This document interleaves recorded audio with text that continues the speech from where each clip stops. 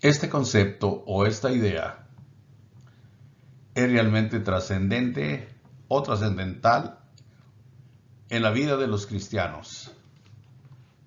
Es de suma importancia, conócete a ti mismo. El apóstol Pablo, quien fue el que escribió esto, él sabía de qué importancia es esto. Él dijo a la congregación de Corinto en su segunda carta, capítulo 13, verso 5, examinaos a vosotros mismos si estáis en la fe. Probaos a vosotros mismos, o no os conocéis a vosotros mismos, que Jesucristo está en vosotros.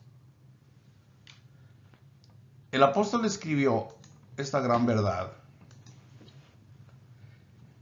en una posible tercera ocasión o tercera visita que estaba por realizar a la congregación de Corinto. Y esto queda plenamente justificado, lo que está exponiendo aquí, porque ya había escrito una carta, y ya había estado en 2 ocasiones con ellos, y ahora escribió la segunda carta, y es muy probable que tenga una tercera visita. Es lo que él mismo dice. Ahí lo dice en el verso 2 de este capítulo. He dicho antes y ahora digo otra vez, como si estuviera presente y ahora ausente, lo escribo a los que antes pecaron, es la razón. Y a todos los demás, que si voy otra vez no seré indulgente. El apóstol encontró, analizando bien su forma, por qué escribe, cómo escribe, que la razón de esto es que pecaron. Insisten los hermanos en pecar. Y él da por hecho que este problema viene porque no se conocen a sí mismos. Esa es la importancia de esta pregunta. Pero consideremos esto que sigue. El término conócete a ti mismo era importante en la antigua filosofía y en la mitología griega. Era muy importante para algunos. Sócrates, por ejemplo, decía: la verdadera sabiduría está en reconocer la ignorancia propia o la propia ignorancia. Hay mucha razón en ello. Hay una respuesta también que este hombre, Sócrates, le dio a un joven que lo llama la historia ignorante. Este joven quería gobernar al pueblo de Grecia, pero el filósofo le dice: primero debes gobernarte tú. Es la respuesta que le dio. Y para que te gobiernes, le dijo, debes conocerte a ti mismo. Una persona que no se conoce a sí mismo y que no es capaz de autogobernarse, pues ¿cómo pretende gobernar a un pueblo o a un país? Es un problema serio. Aparentemente no es muy relevante el término, pero en realidad tiene muchísimo contenido.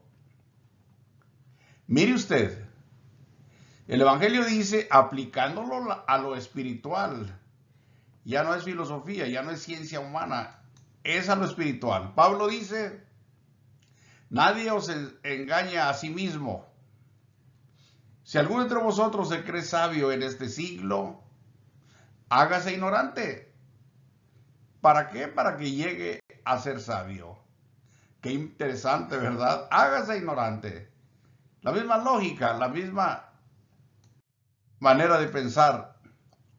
Para conocernos a sí mismos debemos usar el criterio correcto. Ya lo explicaré a qué me refiero. Esa es la regla, la medida que debemos utilizar para adquirir el conocimiento correcto de nosotros mismos.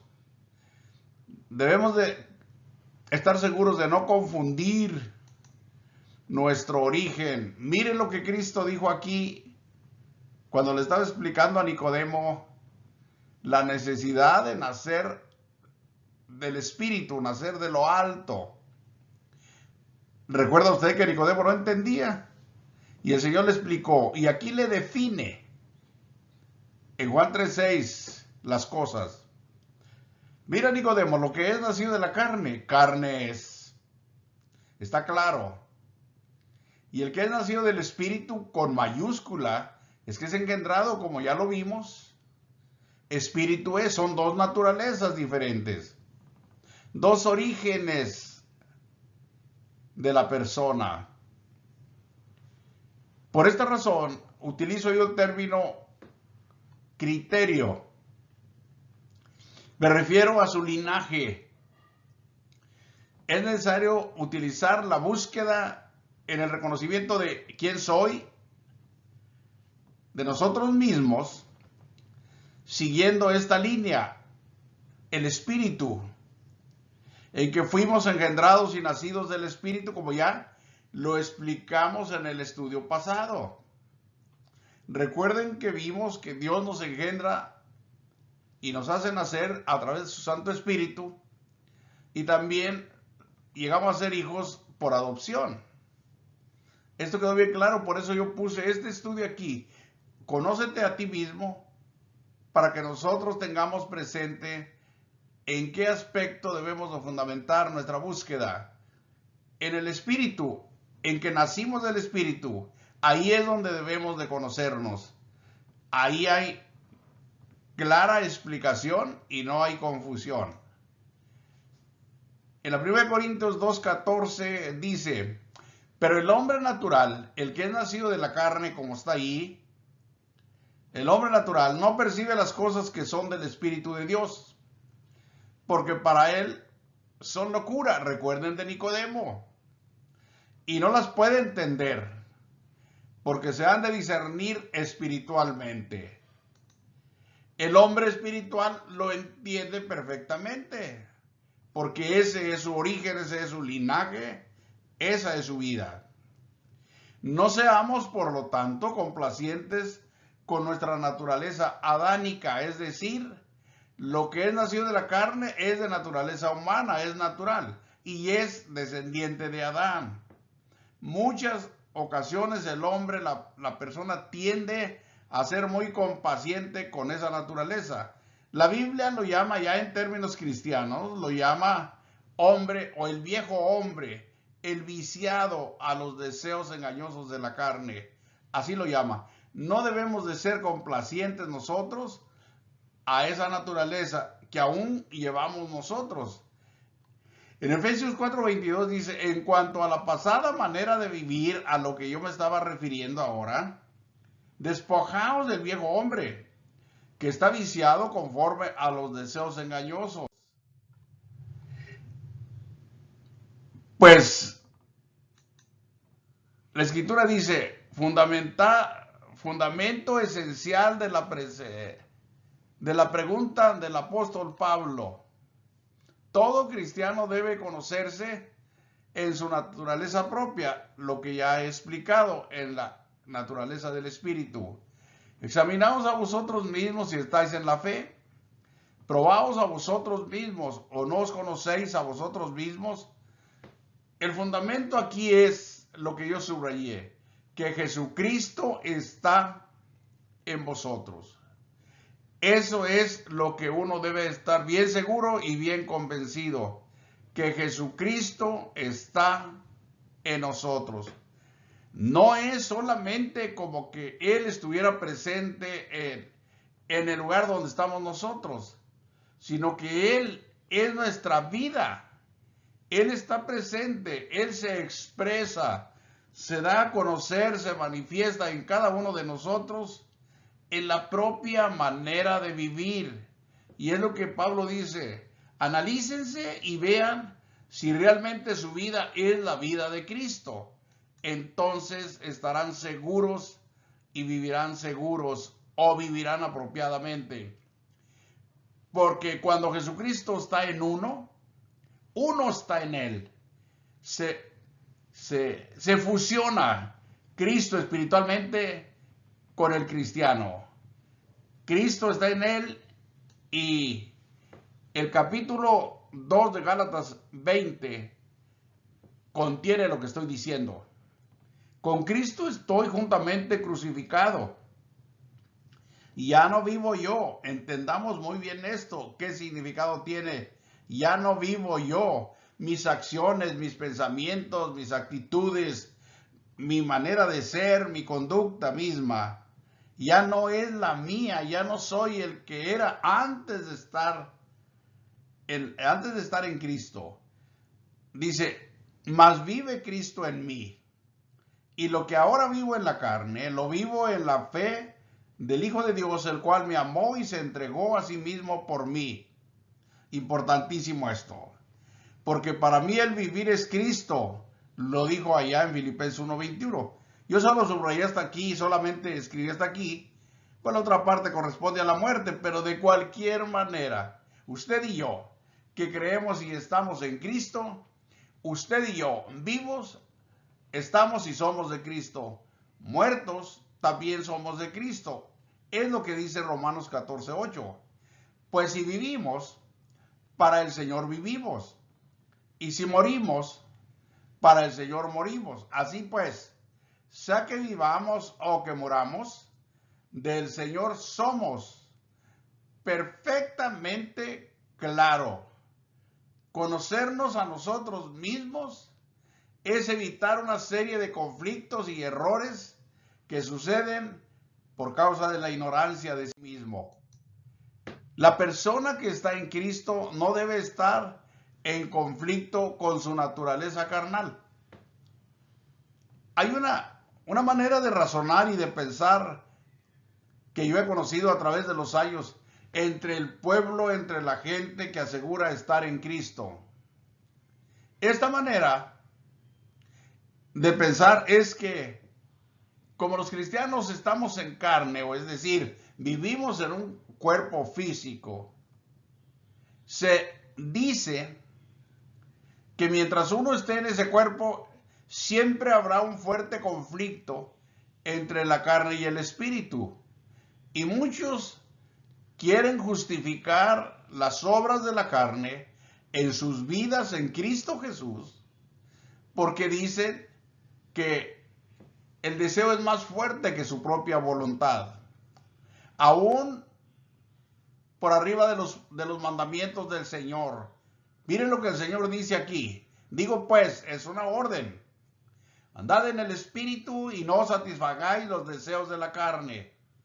Es un buen mandamiento, muy justo y muy perfecto para la vida nuestra. No satisfacer los deseos de la carne y no andad en ellos. Porque dice que los deseos de la carne son contra el espíritu y el del espíritu es contra la carne. No que estén en conflicto, sino que son contrarios y que se oponen entre sí para que no hagáis lo que quisierais. Pero está claro que dice, si sois guiados por el espíritu, como ya lo estudiamos en el otro estudio, en Romanos 8:14, que los que son guiados por el espíritu, estos son hijos de Dios. Entonces, sois guiados por el espíritu, no estáis bajo la ley. Bajo la ley mosaica, lo que era la vida del judío, siempre se estará en esclavitud del pecado, porque allí no hay la guianza del Espíritu Santo. El aparente conflicto que hay entre estas personas a las que yo me referí, nace de la deshonestidad propia de la persona. De ahí nace ese aparente conflicto. Porque en Gálatas 5:24 dice, porque los que son de Cristo han crucificado la carne con sus pasiones y deseos. Es decir, como dijo Romanos capítulo 9, capítulo 8, verso 9, él dijo que si Cristo está en nosotros, el cuerpo en verdad está muerto en cuanto al pecado. Es lo que dice aquí. Los que son de Cristo han crucificado la carne, está muerta, con sus pasiones y deseos. A eso se refiere. La carne, físicamente hablando, nuestros cuerpos están vivos. Pero estamos hablando de deseo. Estamos hablando de comportamiento, de conducta, de hábitos, de actitudes. De eso es de lo que se trata aquí. El cuerpo del cristiano, con toda esa amalgama de cosas incorrectas, ha sido llevado a la muerte con Cristo. Sus pasiones y sus deseos no están vivos, no están vigentes. Ahora el que está vigente es el poder del Espíritu en su corazón. Por eso dice el verso 25, si vivimos por el Espíritu, que es en verdad el que nos da vida, andemos o vivamos también por el Espíritu. Algunos cristianos sí conocen, sí saben esta diferencia y saben cuál es la vida en el Espíritu, pero ignoran voluntariamente la vida de Cristo. Como que no les interesa tanto. ¿Por qué yo pongo estos términos aquí? Porque son oportunistas, son ocasionados. Les gusta aprovechar toda ocasión para hacer cosas que no deben. Toman cualquier oportunidad para hacer cosas incorrectas. Otra vez vuelvo a citar esta escritura. Porque vosotros, hermanos, a libertad fuiste llamados, pero dice, solamente que no uséis la libertad como ocasión para la carne, sino servíos por amor los unos a los otros. Dice bien claro, solamente que no uséis la libertad que Cristo nos ha dado, como ocasión. Por eso yo puse, son ocasionados. ¿Por qué? Toman la ocasión de que Cristo los ha hecho libres para hacer cosas pecaminosas. Por esto las escrituras tienen toda respuesta, toda enseñanza referente a todos estos temas. Ya el apóstol había escrito o escribió en Romanos 6:1, ¿qué pues diremos? ¿Perseveraremos en el pecado para que la gracia abunde?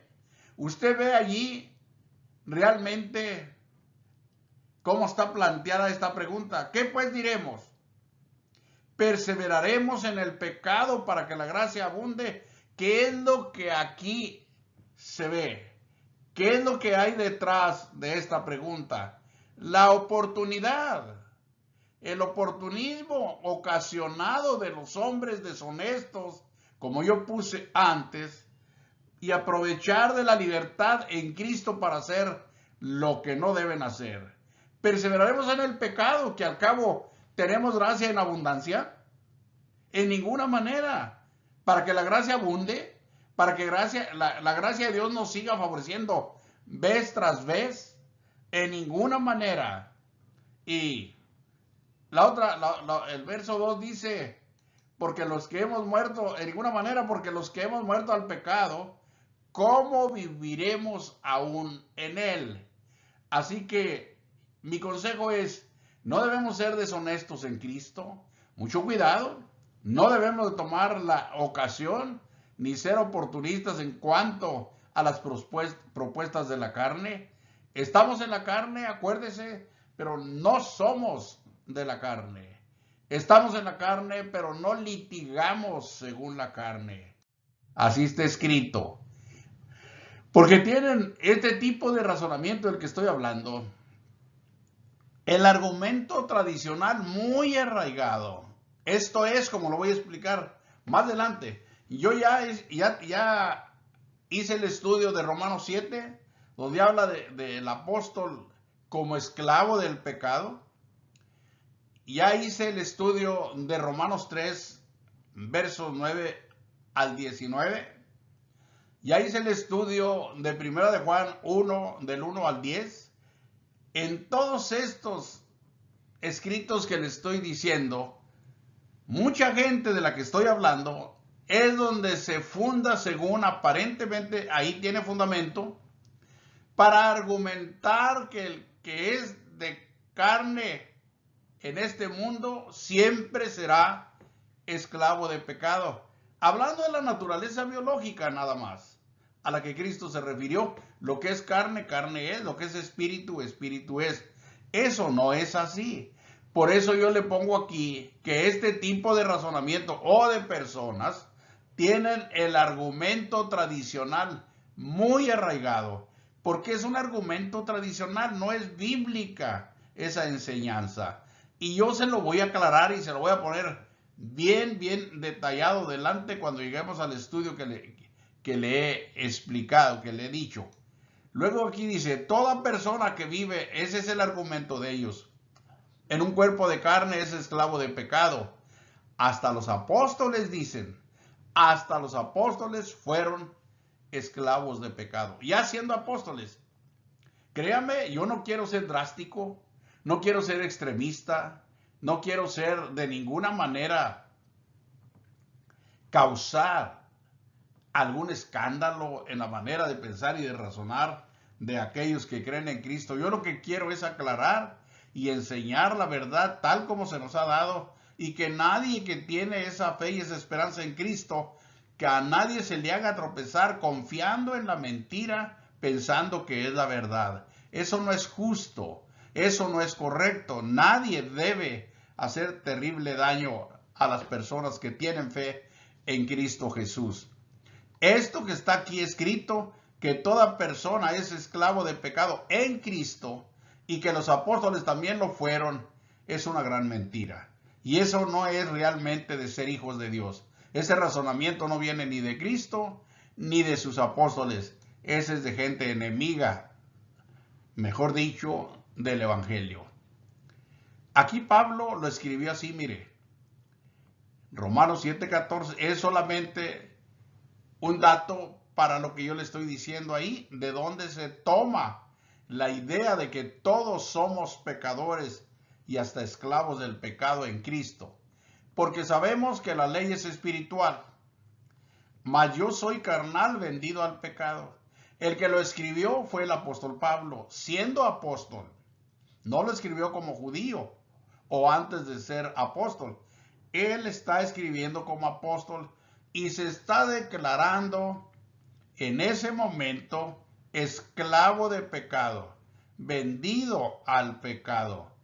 Y al leer de esta manera, pues es fácil decir, bueno, él está usando el, el, el pasaje completamente claro, porque tanto el sustantivo que se refiere a él, así como el verbo que está en tiempo presente, no dejan lugar a dudas. Él dijo, yo soy carnal, es la declaración. Además añade, vendido al pecado. En el estudio que hagamos de esto vamos a dejar bien claro que aunque eso está dicho por demás en forma clara, no corresponde a la vida del apóstol que es guiado por el Espíritu Santo. Eso corresponde a la vida de Saulo de Tarso, que no tenía nada que ver todavía con la libertad en Cristo, que no conocía el Evangelio y que no conocía la guía del Espíritu Santo. Lo vamos a ver, va a quedar bien, bien probado. Luego hay otra escritura en la primera de Juan, capítulo 1, verso 8. Si decimos que no tenemos pecado, nos engañamos a nosotros mismos y la verdad no está en nosotros. Esa es otra escritura que se toma según para corroborar y afirmar y reafirmar que todos los cristianos debemos aceptar que somos pecadores en Cristo y que el que no se confiese pecador está mintiendo y que se está engañando, que está engañando él mismo y que la verdad no está en él. Literalmente hablando, leído así como lo tenemos ahí enfrente, eso es lo que se está diciendo. Pero lo que no es correcto es en el tiempo al que se está refiriendo el escritor. En la primera Juan también va a quedar bien claro a qué hace referencia a este verso 8. No está diciendo de ninguna manera que todos los cristianos eran pecadores y menos que también el apóstol Juan. Él está diciendo que hay algunos cristianos que han pecado, están pecando, como los que también Pablo dijo, no han dejado de pecar. Y él dijo, conózcanse. Si se conociesen a ustedes mismos, no estarían en pecado. Pero como no se conocen, ahí andan en la carne, andan en el pecado. Así también acá. Ahí tenemos a Diótrefes en la tercera carta, que estaba en la iglesia, le gustaba tener el liderazgo, pero era terrible la forma en que vivía. Expulsaba a los cristianos de la iglesia y a los propios apóstoles no los recibía. A eso se refiere. Allá en Apocalipsis, 7 mensajes, 7 iglesias y 6 de ellas divididas con la membresía, una parte bien, otra parte mal. Lo mismo que Cristo dijo, está el trigo y la cizaña creciendo juntos. También Pablo dijo, en una casa grande hay vasos para honra y vasos para deshonra. Esa es la enseñanza bíblica. No que todos son pecadores en la iglesia, ni que todos son santos, no. Pero está claro para que nadie nos confundamos. Bueno, conócete a ti mismo nos ayuda a despejar toda esta confusión que se ha dado a través de los tiempos y trayendo consecuentemente razonamientos tradicionales. Y yo pongo aquí en su punto C, invocar el deseo de la carne como una fuerza invencible para justificar el pecado en los hijos de Dios, no es, aquí es de enemigos de Cristo, no es de hijos de Dios, no es de cristianos. Aunque el pecado, pudiéramos decir que el pecado estuviera en algún cristiano semejante a Caín, Caín estaba bien enfurecido y el Señor le dijo, ¿por qué ha decaído tu semblante? ¿Por qué te has puesto así, Caín? Y luego el Señor le dice, si bien hicieres, ¿no serías enaltecido? Por supuesto que sí. Pero está enojado el hombre y tiene la capacidad como persona de hacer el bien. Claro que sí. Y si hiciera el bien, Dios lo enaltecería. Y si no hicieres el bien, le dijo, el pecado está a la puerta. Estás a punto de irte al precipicio. Con todo eso, tú tienes la capacidad de elección y aún la libertad para hacer la elección que prefieras. Así también aquí. Si el cristiano estuviera, por así decirlo, en su carne pecaminosa, que no crucificó con Cristo, ese deseo no es superior al poder perdonador de Cristo. Si la persona se arrepiente, el Señor lo perdona. Pero no puede decir la persona que no se puede arrepentir o que es impropio arrepentirse porque de cualquier manera el pecado es una fuerza tal, como yo puse allí, invencible, que nunca lo va a poder superar. Eso no es verdad. Por eso puse yo aquí, eso no es de hijos de Dios, de ninguna manera. Luego, en Romanos 6:19, o ignoráis, 1 Corintios 6:19, ignoráis que vuestro cuerpo es templo del Espíritu Santo, el cual está en vosotros, el cual tenéis de Dios y que no sois vuestros. Pregunta que nos lleva al principio, a donde decimos que Jesucristo está en vosotros. Ahí es donde el cristiano debe conocerse. Ahí es donde debe vivir. Ahí es donde debe desarrollar todo el potencial que Dios nos ha dado en Cristo. La pregunta inicia, ¿o ignoráis que vuestro cuerpo es templo del Espíritu Santo? Si nos detuviéramos aquí un momento para reflexionar. ¿Cuál sería el proceder? ¿Cuál sería el comportamiento? ¿Cuál sería la vida, la conducta de una persona que ignora esto? Ignora que su cuerpo físico, de carne y sangre, ahora es templo de Dios, el cual lo habita en el Espíritu Santo. Esto es algo, sinceramente se lo confieso, mi razonamiento, mi capacidad pensante que Dios me ha dado es muy limitada. Yo no puedo ir muy lejos para explicar cómo es posible que nuestro cuerpo de carne y sangre haya sido hecho templo del Espíritu Santo por Dios y que ahora Él mora en nosotros, el cual está en vosotros, el cual tenéis de Dios y que no sois vuestros. Yo lo entiendo y lo creo, pero explicarlo de manera como a la gente le gusta, muy razonada o lógica, yo estoy reducido, completamente estrecho. Esto rebasa con mucho mi capacidad. Como habla del amor de Dios, también dice que excede a todo razonamiento, también la fe excede a todo pensamiento humano. Todo lo de Dios es excelso y nos rebasa con mucho, demasiado. Nosotros conocemos lo que Dios nos permite conocer y es suficiente. Pero fíjense nada más, ¿o ignoráis que vuestro cuerpo es el templo del Espíritu Santo? Conócete a ti mismo, que Jesucristo está en ti y tú en él, y que el Espíritu Santo mora en tu cuerpo de carne y sangre. Conócete si es que te dices cristiano o seguidor de Jesucristo, acéptalo y conócete y vívelo.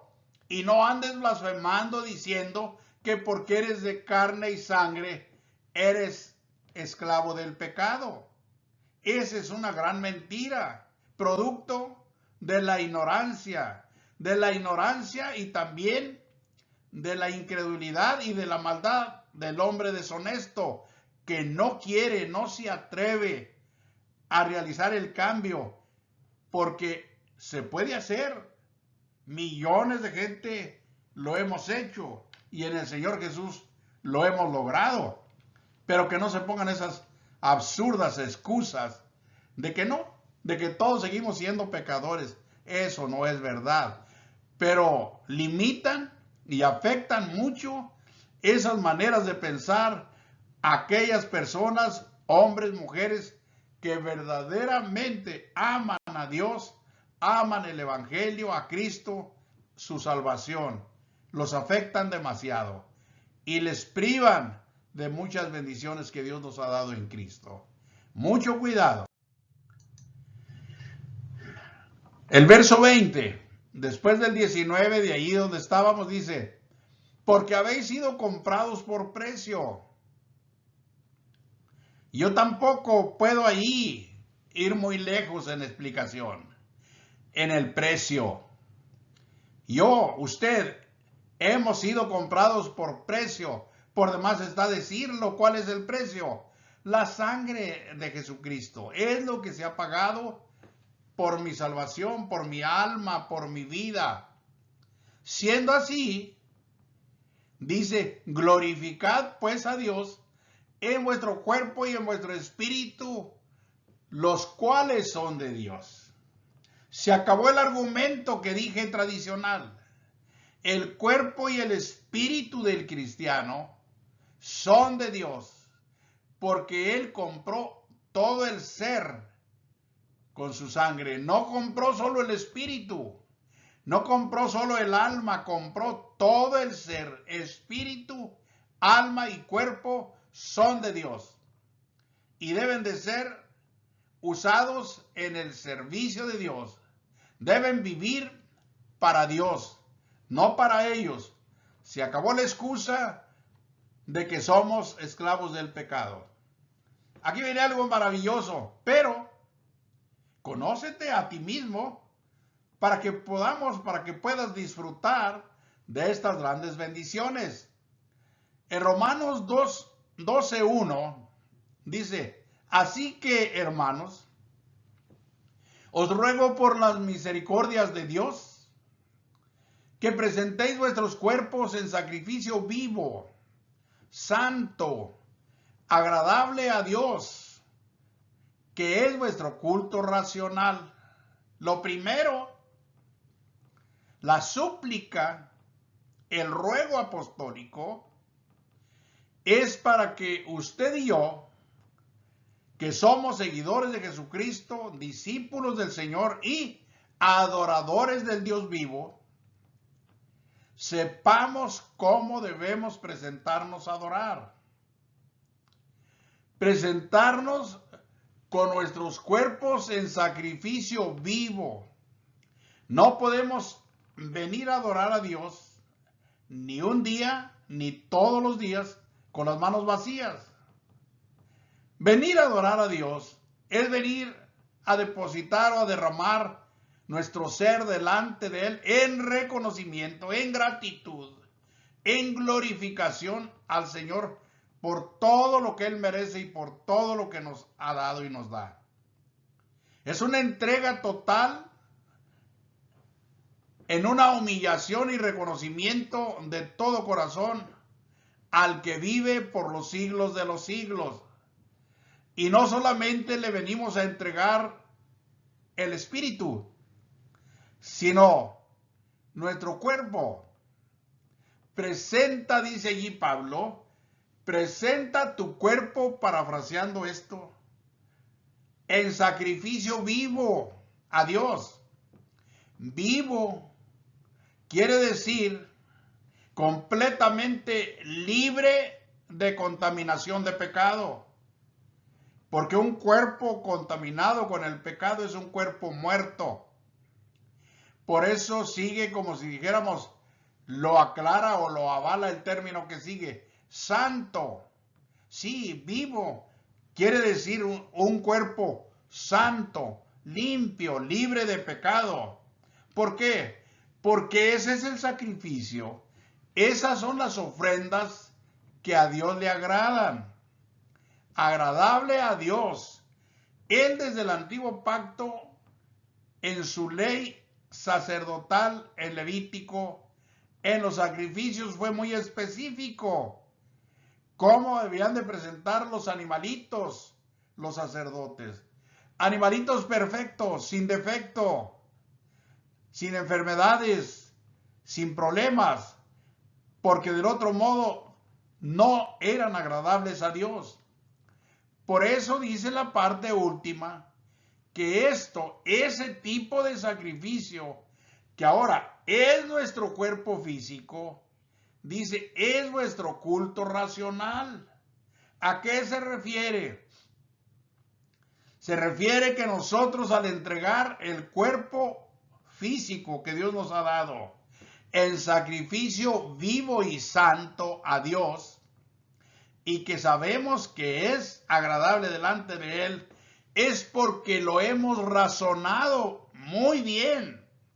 Hemos utilizado nuestra justa razón que Dios nos da, nuestra limpia manera de pensar, en un estado de súplica y de humildad delante de Dios, para que nos esclarezca y nos haga entender las cosas. Él nos lo hace saber. Y por eso dice, es nuestro culto racional. No entregamos a Dios un cuerpo en sacrificio sin entender si está sucio o contaminado de pecado, si es santo o es inmundo, no estando seguros ni de lo uno ni de lo otro. Esa no es nuestra forma de adorar. Nosotros adoramos con conciencia, utilizando nuestro razonamiento que Dios nos ha dado en el entendimiento de estas cosas. No haga usted, no hagamos. Permítame mencionarle esto. No hagamos lo que mucha gente a través de las edades ha hecho. Cuando Jesucristo habló con la mujer de Samaria en el pozo de Jacob, Él le dijo, ustedes adoráis lo que no sabéis. Nosotros, le dijo como judío, adoramos lo que sabemos, porque la salvación viene de los judíos. Ahí se lo dijo en Juan 4, voy a 22 en adelante, al 24. Qué duro que alguien le diga, usted adora lo que no sabe. Quiere decir, ese no es un culto racional, de ninguna manera. Pablo, otro ejemplo, en la ciudad de Atenas, donde presumiblemente los filósofos engreídos se creían el sábelo todo del mundo, el apóstol fue a decirles las cosas en su propia cara y él les dijo cosas importantísimas que ellos tal vez nunca las habían pensado. Pero para empezar les dijo, encontré un altar entre sus altares o en sus santuarios que tiene una inscripción que dice al Dios no conocido. De ahí toma Pablo el momento para explicarles. Al que ustedes adoráis sin conocerle, es a quien yo os anuncio. Qué gran diferencia. Ellos no lo conocían, Pablo sí. Pero ellos adoraban sin conocer a ese Dios. Ese no es un culto racional. Eso no tiene nada que ver con lo que estamos aquí viendo, que Pablo dice, es vuestro culto racional. Por eso nosotros debemos de estar seguros, bien instruidos en estas cosas y seguros de lo que hacemos. Cristo nos salvó, Cristo nos santificó, nos justificó, nos glorificó. Cristo ha hecho maravillas en nosotros, pero al hacerlo, lo ha hecho en mi cuerpo, en mi alma y en mi espíritu, no solamente en mi espíritu. Luego, que yo lo sepa, es de gran bendición, porque yo voy a corresponder a todo lo que Dios ha hecho conmigo. Yo voy a ser agradecido. Usted debe ser agradecido. Y déjese de andarse quejando que usted peca porque es pecador en Cristo. No, no haga más esa maldad porque es mucha maldad. Esas son blasfemias. El verso 2 dice, no os conforméis a este siglo, dice el apóstol, sino transformaos. Aquí hay un campo enormemente maravilloso para crecer aún en Cristo. Transformaos por medio de la renovación de vuestra mente. Otra gran bendición que hemos recibido. El Señor ha transformado nuestra mente y nos ha llenado de su Santo Espíritu para que nos transformemos día con día en ello, para que comprobéis cuál sea la buena voluntad de Dios, agradable y perfecta. Qué maravilloso, qué lindo, qué hermosas palabras, qué claras, qué directas, qué verídicas. Qué maravilla realmente. Cuánta riqueza para nosotros los que creemos en Cristo. Por eso es que la Escritura dice,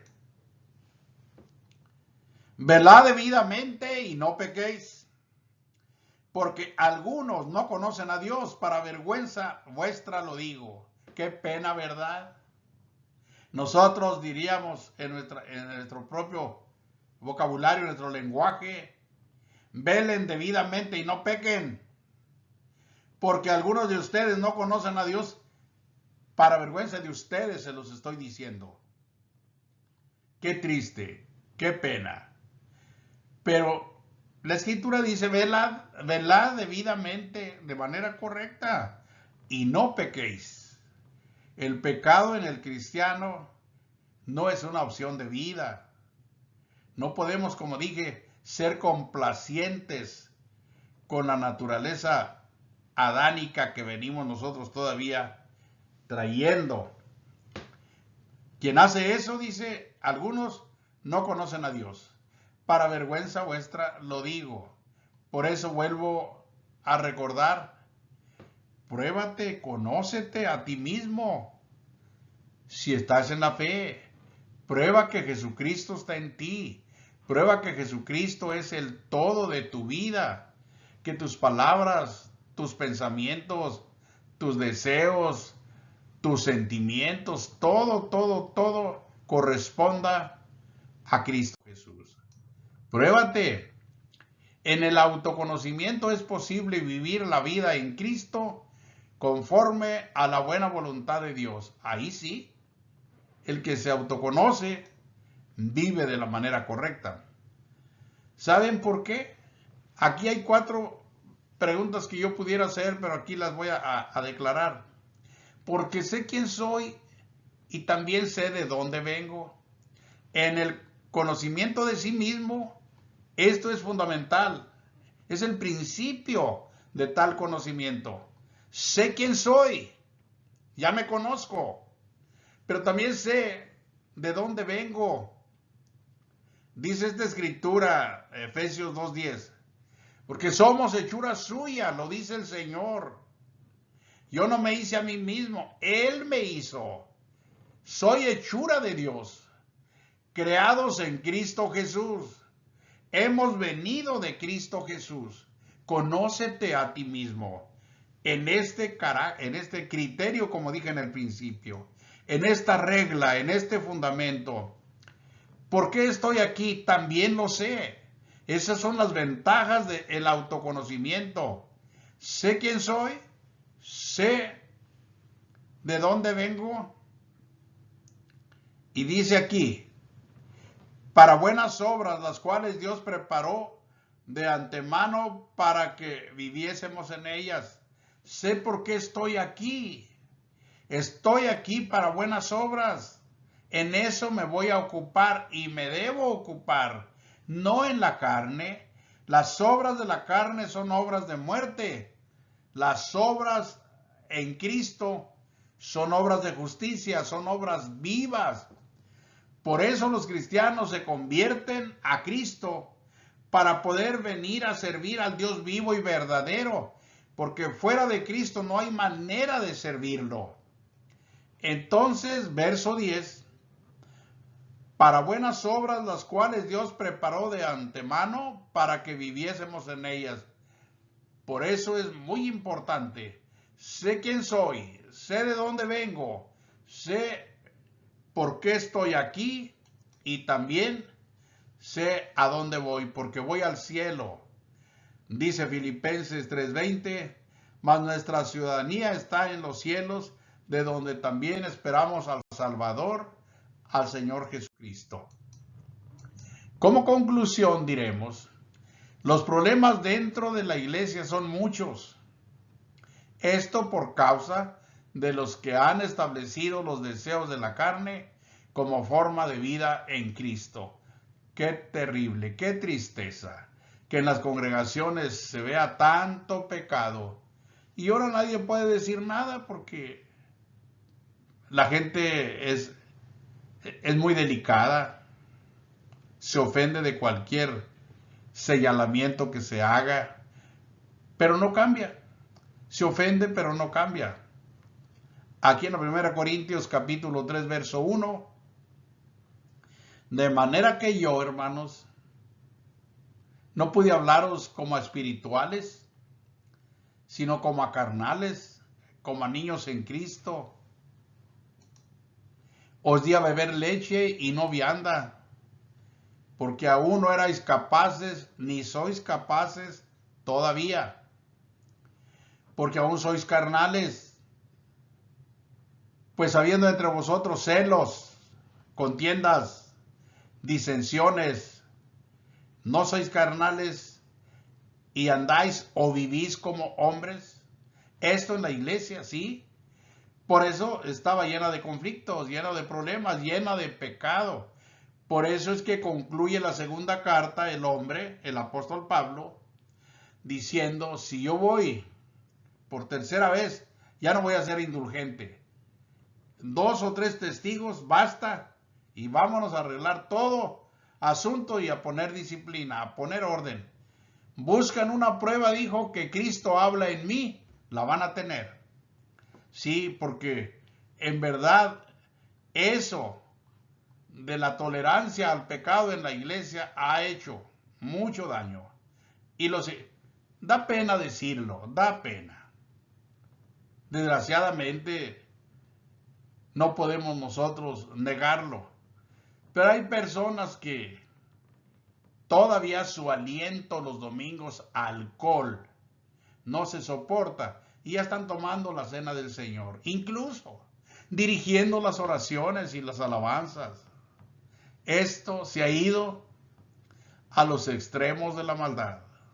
Se necesitan hoy, hermanos, hermanas, personas, hombres, mujeres, que teman a Dios, que amen a Dios, que respeten a Dios, que amen el Evangelio, que amen a Cristo. Hombres y mujeres de respeto, con temor de Dios, con prudencia. Personas que realmente sepan lo que es la voluntad de Dios y lo hagamos. Vivían, según Pablo, en su naturaleza humana, no en la naturaleza del Espíritu. Ahí está el problema. Muchas personas vienen a Cristo sin convertirse. ¿Cómo lo sabemos? Su propia naturaleza pecaminosa los delata. Esto que les voy a destapar aquí, a mí me da realmente mucha tristeza. Me da mucha tristeza. Conozco a Cristo. He investigado por años todo lo que Él ha hecho por mí y por todos los hombres. El amor del Señor no tiene límites. La misericordia por los hombres es infinita y eterna. Pero la maldad del hombre, yo no sé cómo compararla. El hombre hace atrocidades. No le importa. Con razón algunos profetas los llegaron a comparar con las bestias. Isaías hizo varias veces eso, allá en su capítulo 1. Y algunos otros profetas igual, como bestias destructoras. Pues miren lo que está aquí. Y esto que vamos a leer, solamente yo lo hago con una razón y con un propósito. Usted nunca lo haga. Nunca. No tiene por qué hacerlo. Usted no pierda su tiempo, no pierda su vida en estas cosas. Usted conózcase a sí mismo, que Jesucristo está en usted y viva como debe de vivir. Usted ama a Dios, usted tiene temor de Dios. Así hágalo. No se deje engañar de nadie. Porque mire lo que, según miembros de la iglesia de Cristo, hacían en los días de los apóstoles. Qué tristeza que este hombre que escribe esta carta, Santiago, algunos historiadores dicen que él dirigió varios años la congregación en Jerusalén y que muchos de los ciudadanos y de los hermanos ahí se acercaban a él con temor porque era muy santo y tenían miedo de que al abrir la boca les fuera a traer algún mal. Y penosamente mire lo que escribe. ¿De dónde vienen las guerras y los pleitos entre vosotros? ¿De dónde? Si son hijos de Dios, si están llenos del Espíritu Santo, ¿de dónde viene todo esto? Luego en la otra pregunta lo aclara, ¿no es de vuestras pasiones las que debieron de haber crucificado con Cristo? No, ahí las tienen ustedes, las cuales combaten en vuestros miembros. Codiciáis, son muy codiciosos y esa no es la vida del cristiano.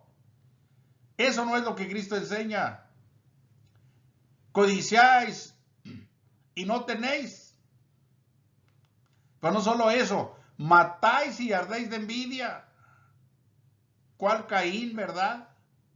Matáis y no quedas satisfecho. Sigues enardecido de la envidia.